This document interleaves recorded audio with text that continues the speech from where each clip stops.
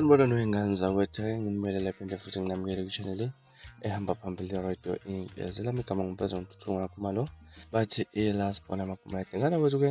ukuthi mhlawumbe usemusha kuleli khasi sophinde ngiqale nje ukuthi uyasubscribe ungakhohlwa ukukhomenta nokulike nokushare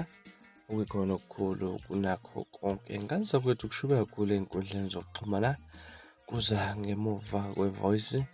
ezwakalile inyanga Dr. Zikode la kade xwesa khona omunye laphana abamphambili laphana ku TikTok siza kusokhumbula ukuthi manje sigubuzele ifilimu emnyama okudlula emhlabeni kwensizwa udobula kunensizwa ke engaziwayo ukuthi zamashinga laphana ku TikTok azithintwa ke laphana enyazo ayiseke emhlabeni kulandela ukudutshulwa ibulawe egoli ke laphana egcine sishona la esibhedlela kunenyanga esisende i-voice note okanye i-voice clip ixwayisa enye futhi yensizwa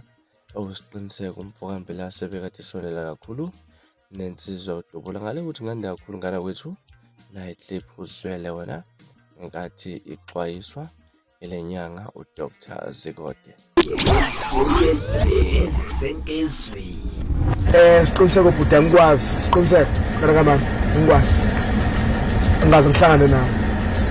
kodwa uNkulunkulu uthi angitshele ukuthi bhuti ziqoqe ngane kamama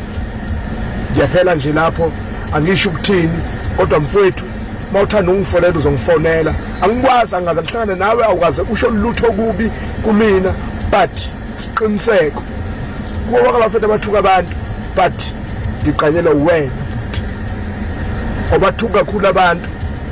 awuxabani futhi kakhulu nabantu kodwa siqiniseko futhi ziqoqo kunabantu abazingela ukuphila kwakho ngiyaphela la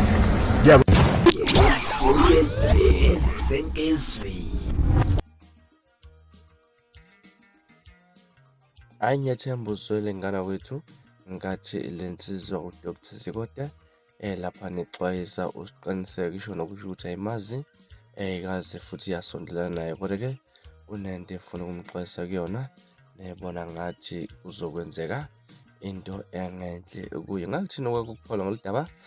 ahlana comment section unizwe kabanzi ngalolu daba mahlabela phambili kana kwethu ke lapha nenye futhi yensizwa ebekade futhi isondelene kakhulu naye insizwa lapha na kudubula uMax Makhanya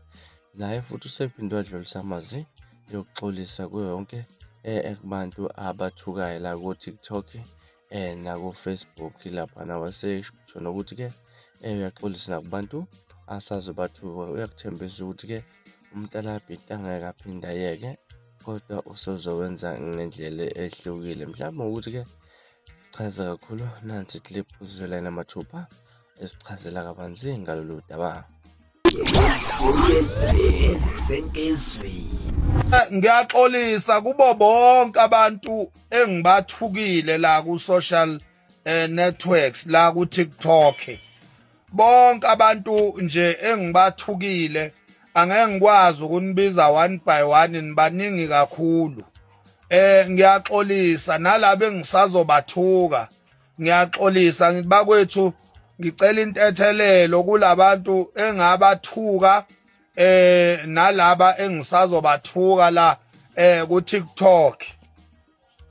umntalabho bakwethu thina njengeinsizwa nje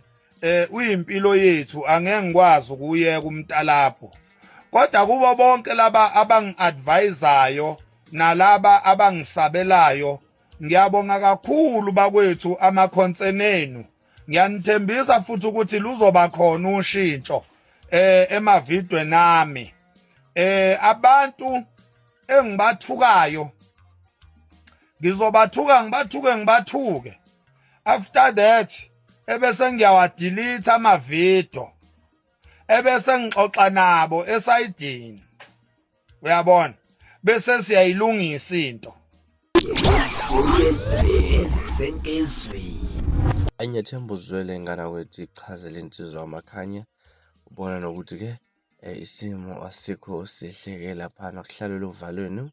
uhlelwe lobhojozi ke wena ngakuthini mhlawumbe kwakuphola oludaba ahlana comment section ke ngizolwakho siqede khona le ndaba from ila sibona ngaza ukuthi kuphuma njena kodwa ngithemba sinyabuya funa ezinye izindaba ezilandelayo ku video elandelayo kwakho ukusubscribe nisiphathe kahle nibe nosuku lomnandi ngithanda khona.